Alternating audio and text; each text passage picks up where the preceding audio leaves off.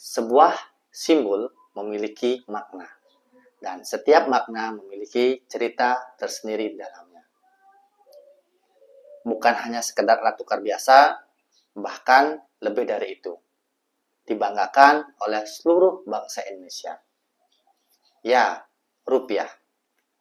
Rupiah adalah simbol kedaulatan negara Republik Indonesia yang wajib kita jaga dan kita hormati.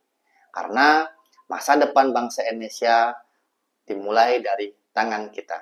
Sudahkah kita cinta, bangga, paham rupiah?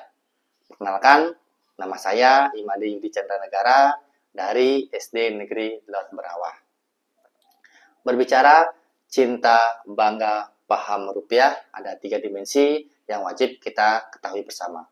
Yang pertama dimensi cinta, kemudian yang kedua dimensi bangga, dan kemudian yang ketiga dimensi paham. Dari dimensi cinta sendiri ada 3 makna yang harus kita ketahui bersama. Yang pertama yaitu dimensi mengenal, kemudian dimensi merawat, dan yang ketiga itu dimensi menjaga. Pepatah mengatakan tak kenal maka tak sayang. Oleh sebab itu, mari kita kenali uang rupiah kita. Jadi, uang adalah alat pembayaran dalam sebuah transaksi. Jadi, Bank Indonesia telah mencetak 2 jenis uang, yaitu ada uang kertas dan juga ada namanya uang logam. Jadi, uang kertas sendiri memiliki beberapa ciri ataupun yang bisa sobat lihat. Nah, di sini ada nominal. Dalam uang itu ada nominalnya. Ini contohnya uang nominalnya 50.000. Kemudian bagian bawahnya ada tanda tangan dari Gubernur Bank Indonesia. Kemudian di sebelahnya ada tanda tangan Menteri Keuangan Republik Indonesia. Kemudian di atasnya ada logo dari Bank Indonesia. Kemudian di pojok kiri bisa sahabat lihat di sini ada lambang Negara Kesatuan Republik Indonesia, yaitu Garuda Pancasila.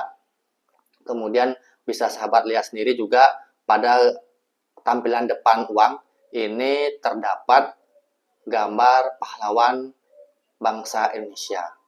Kemudian jika sahabat balik, nah ini juga ada gambar dari kebudayaan yang ada di Indonesia. Salah satunya kalau di uang 50.000 ini bisa sahabat lihat di sini ada namanya tari legong.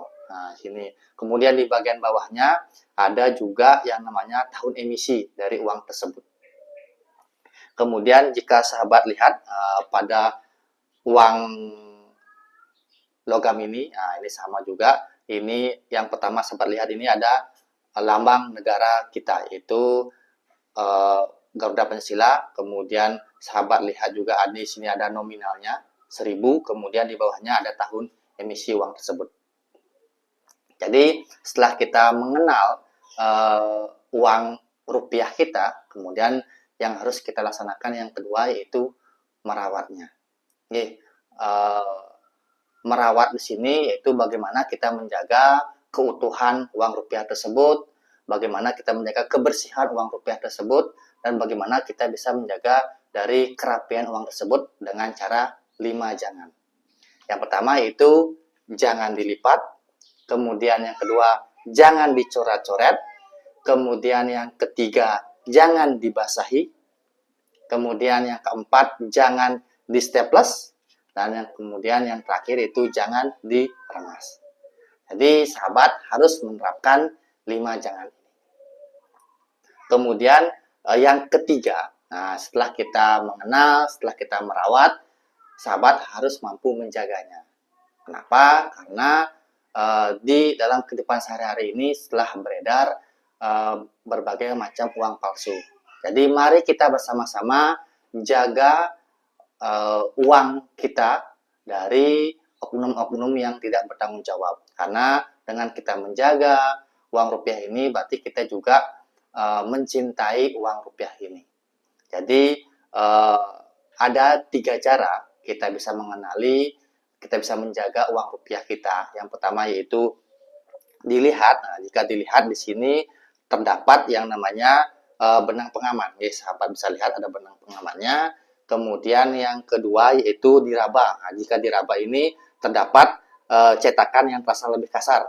Kemudian yang ketiga bisa kalian sahabat lihat di sini jika di terawang. Nah, jika di terawang seperti ini, jadi terdapat tanda air berupa gambar pahlawan. Nah, jadi sahabat bisa lakukan 3D ini untuk menghindari atau bisa untuk memvalidasi apakah uang palsu atau uang asli. Kemudian dimensi yang kedua yaitu bangga. Jadi di dalam dimensi bangga ini ada 3 makna yang harus kita pahami bersama, yaitu pertama sebagai simbol kedaulatan, kemudian yang kedua rupiah sebagai alat pembayaran sah, dan kemudian yang ketiga yaitu alat pemersatu bangsa. Jadi seperti apa yang saya sampaikan di awal, sebagai simbol kedaulatan terdapat lambang negara kita yaitu Garuda Pancasila yang harus kita hormati dan harus kita banggakan. Kemudian yang kedua, rupiah ini sebagai alat pembayaran yang sah.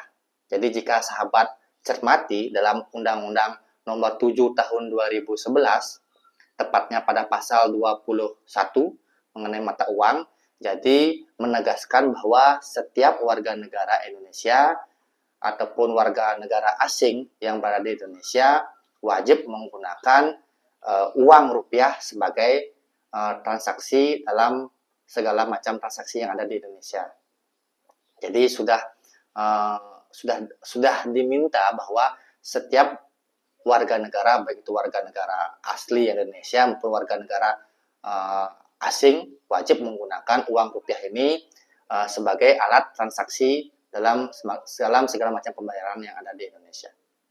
Kemudian yang ketiga, alat pemersatu bangsa. Jadi jika sahabat lihat, nah jadi di sini ada BI itu secara konsisten mengangkat kisah perjuangan bangsa Indonesia ini melalui beberapa gambar pahlawan yang ada. Di sini kalau sahabat lihat, nah di bagian depan ini Bank BI mencantumkan gambar pahlawan, di mana pahlawan inilah yang telah berjuang untuk memerdekakan negara kesatuan Republik Indonesia ini. Dan juga selain itu di bagian belakang jika sahabat lihat ini juga menggambarkan atau mencantumkan keragaman budaya yang ada di Indonesia. Jadi setiap mata uang ini memiliki budaya mencantumkan budaya yang berbeda-beda. Jadi walaupun kita memiliki keragaman budaya, namun keragaman tersebutlah kita gunakan sebagai alat pemersatu bangsa kita. Kemudian dimensi yang kedua yaitu dimensi paham. Yaitu dalam dimensi paham ini ada 3 makna yang harus kita pahami, yaitu pertama yaitu transaksi dengan rupiah, kemudian yang kedua bijak berbelanja, kemudian yang ketiga berhemat. Dalam transaksi dengan rupiah, rupiah ini mari kita bertransaksi dengan menggunakan uang rupiah, yaitu dengan mendukung produk-produk dalam negeri. Jadi kita harus mencintai produk-produk dalam negeri, karena dengan demikian maka nilai tukar rupiah bisa stabil seperti itu. Kemudian yang kedua itu bijak berbelanja. Jadi kita diminta untuk berbelanja sesuai dengan kebutuhan kita agar bisa mengontrol dari inflasi. Kemudian yang kedua juga kita bisa selalu membeli produk-produk dalam negeri, dengan demikian maka nilai tukar rupiah bisa stabil. Kemudian yang ketiga yaitu berhemat, yaitu bagaimana kita bisa menghemat, kita bisa menyisihkan sedikit penghasilan kita, karena pepatah mengatakan hemat pangkal kaya. Jadi kita diminta untuk bagaimana kita bisa menghemat sebagian dari apa yang kita sudah miliki untuk kita tabung, baik itu di celengan maupun di bank. Jadi dengan demikian lama-kelamaan uang yang kita miliki juga kita bisa gunakan untuk investasi, baik itu investasi rumah maupun investasi tanah dan sebagainya. Sehingga harapannya aset yang kita miliki bisa bertambah di kemudian hari. Baik sahabat semuanya, jadi itu sedikit pemahaman saya mengenai cinta, bangga, paham rupiah. Semoga apa yang saya informasikan tadi bisa bermanfaat bagi kita semua. Salam Rayu.